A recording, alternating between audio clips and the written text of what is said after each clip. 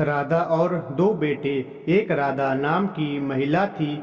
उसके दो बेटे थे। बड़े बेटे का नाम पुनीत और छोटे बेटे का नाम सुमित था। बचपन में वह दोनों बड़े प्रेम से रहते थे, परंतु छोटा भाई सुमित अपनी माँ की बात नहीं मानता था। जब वे दोनों बड़े हो गए तब उनकी शादी हो गई।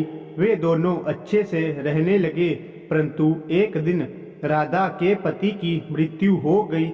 अब राधा अकेली पड़ गई थी और बड़ा बेटा पुनीत कोई शहर में काम करता था। छोटा बेटा गांव में ही काम करता था। छोटा बेटा संपत्ति पाने के लालच में अपनी माँ को घर से निकाल देता है, पर जब यह बात बड़े बेटे को पता चली तो उसने अपनी माँ को अपने साथ रख लिया और उसका भरण पोषण करने लगा। कई साल बीत गए।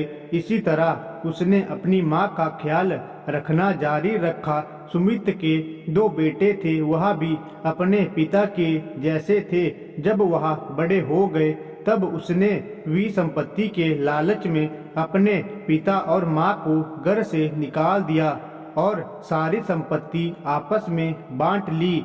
और उसने अपने पिता से कहा, जिस तरह उसने अपनी माँ को घर से निकाला है, उसी तरह एक दिन नियति ने भी उसे घर से निकाल दिया। तब सुमित को अपनी गलती का पछतावा हुआ। तब तक बहुत देर हो चुकी थी। सीख हमें अपने माता पिता का हमेशा सम्मान करना चाहिए, चाहे उनके पास कोई धन हो या ना हो। उनके प्रेम के सामने धन बहुत ही छोटी चीज है।